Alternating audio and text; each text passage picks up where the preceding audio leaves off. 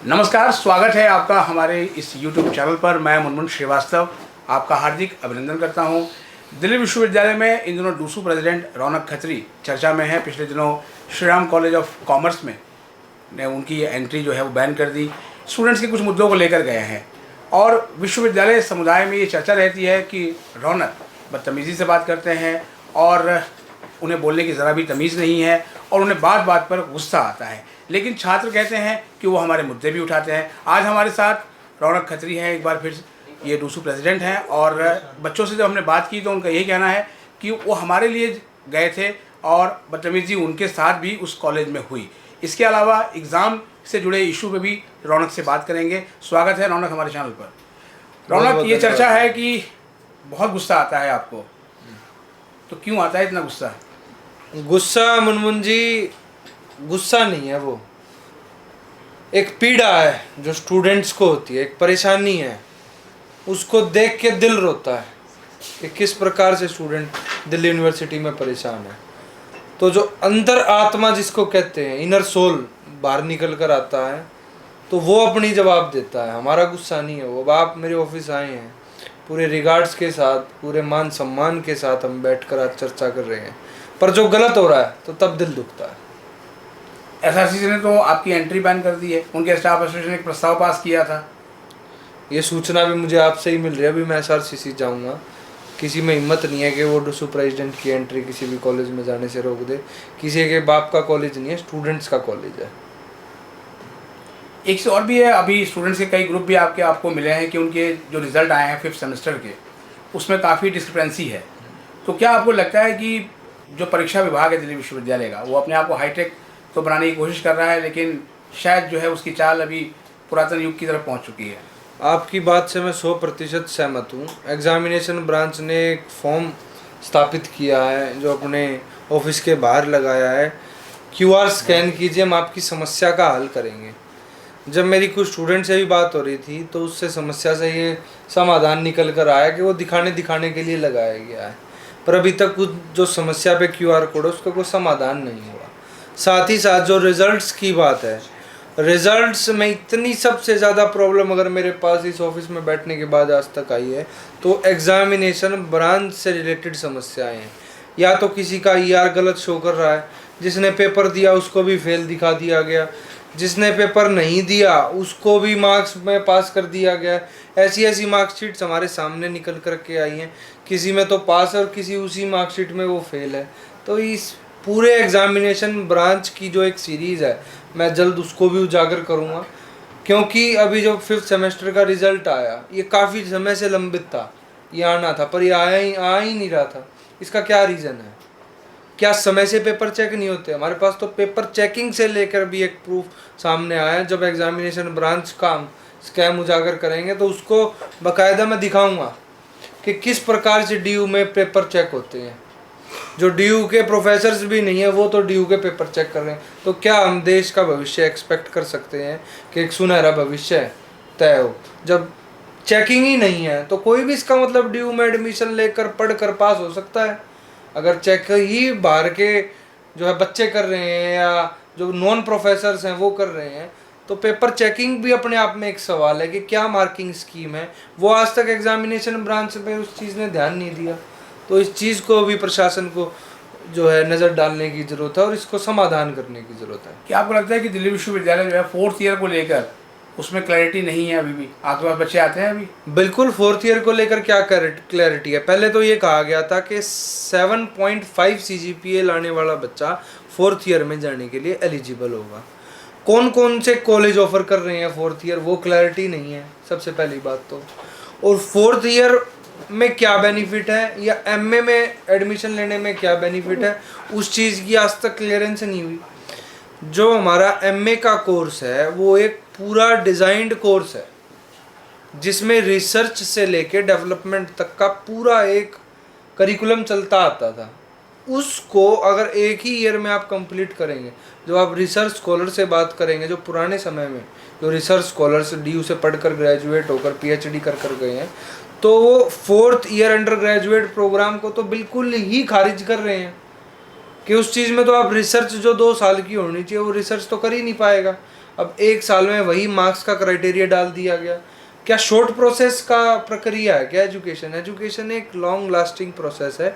जितना पढ़ोगे उतना ज्ञान लोगे, ये हमारे बड़े बुजुर्गों ने भी हमें सिखाया है। पर उस ज्ञान को ही एक समय तक सीमित कर दिया गया कि चलो 4 साल में कोई शॉर्ट कट निकालने का तरीका है क्या ये? तो इसका भी जो रिसर्च स्कॉलर है उसको खंडित करते हैं इस पूरे प्रक्रिया को। और स्टूडेंट्स को भी क्लैरिटी नहीं है। कभी ड्यू कहता है कि हमारे पास इंफ्रास्ट्रक्चर नहीं है, कभी ड्यू कहता है हमारे पास प्रोफेसर्स नहीं है। ड्यू का अपना करिकुलम 4th ईयर का सेट नहीं है कि वो क्या पढ़ाएंगे 4th ईयर में, तो उसके ऊपर भी सवाल खड़े होते हैं। एक सवाल जो है वो स्टूडेंट्स का है कि एक रिजल्ट आता नहीं है और दूसरे पेपर की डेट शीट आ जाती है, और वो भी टेंटेटिव आती है, कभी भी बदल सकती है। जो ड्यू में बाहर के बच्चे पढ़ते हैं उनको रिजर्वेशन वगैरह भी कराना होता है, तो इसकी वजह से उनका पूरा शेड्यूल बिगड़ जाता है। तो क्या आपको लगता है कि एकेडमिक कैलेंडर जो है अगले सेशन में भी हम टाइम पे नहीं चला पाएंगे?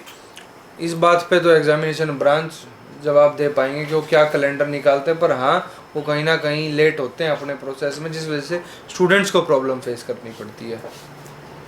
कॉलेजेस में जो फेस्ट हो रहे हैं आमतौर पर जो है, पिछली बार जैसे कुछ कॉलेजेस में कुछ घटनाएं हुई, उनको लेकर कुछ ज़्यादा ही सख्ती हो रही है। क्या आपको लगता है कि ऐसा करना ठीक है? स्टूडेंट्स पार्टिसिपेट नहीं कर पा रहे हैं।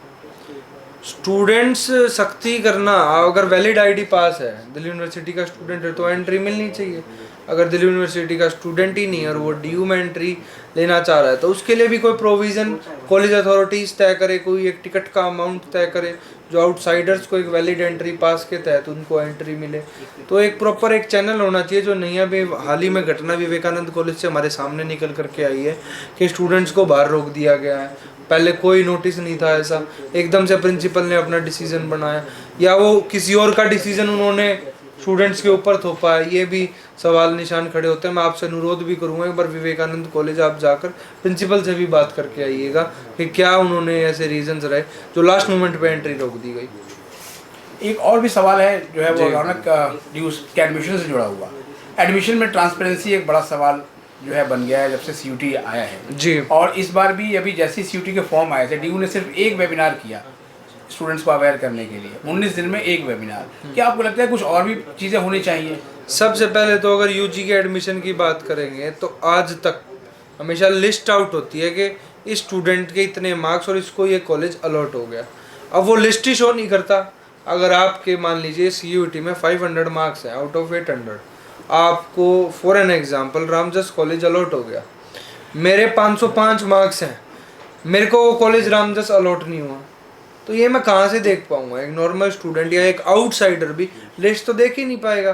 पहले आप जिस भी कॉलेज में जाते थे परसेंटेज वाइज लिस्ट लगती थी स्टूडेंट की कि किसका किस एडमिशन क्राइटेरिया में कितने % मार्क्स में एडमिशन हुआ है। अब वो लिस्ट ही नहीं है। क्यों लिस्ट नहीं है? पिछले 2 साल से एडमिशन ब्रांच ने इसको सीन बनाया और हम लोग पिछले साल भी एप्लीकेशन देकर आए थे, अब की बार हमने फिर एप्लीकेशन दी है। और एप्लीकेशन देना ही मकसद नहीं है, अब हम इसकी रिट भी तैयार करवाएंगे, कोर्ट में लेकर जाएंगे कि ट्रांसपेरेंसी मेंटेन करें। आपका अपना मन मर्जी का इंस्टीट्यूट नहीं है कि आपने जिसका मन चाहा उसका एडमिशन कर दिया। कितने मार्क्स हैं? अगर मेरे 400 मार्क्स हैं, मुझे एडमिशन मिल गया, आपके 500 है, आपको नहीं मिला, तो कौन बताएगा? कौन चेक कर रहा है यहाँ के?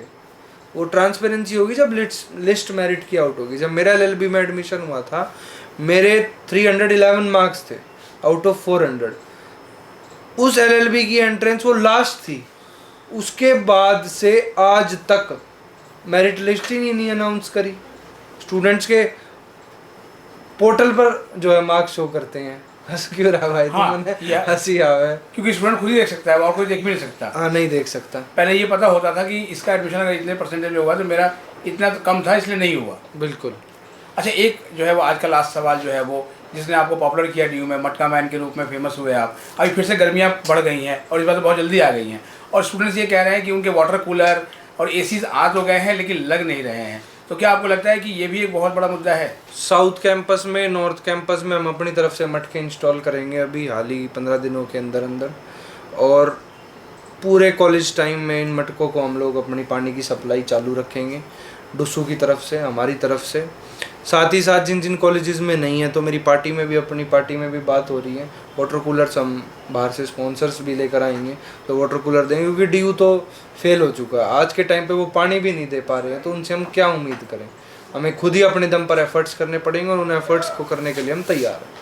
बहुत बहुत धन्यवाद रौनक हमें समय देने के लिए। ओके मुनमुन जी। तो ये थे डूसू प्रेसिडेंट रौनक खत्री और इनसे कई मुद्दों पे बात हुई, चाहे वो रिजल्ट से जुड़ा हुआ हो, एडमिशन से जुड़ा हुआ है, या फिर जो बेसिक समस्या है पीने के पानी की उस पर। अगर आप हमारे चैनल पर नए हैं और आपके कुछ सवाल हैं जो है वो रौनक से, तो वो भी आप कमेंट बॉक्स में लिख सकते हैं, हम उन्हें अगले एपिसोड में पूछें। मिलते हैं एक और एपिसोड के साथ, तब तक के लिए नमस्कार।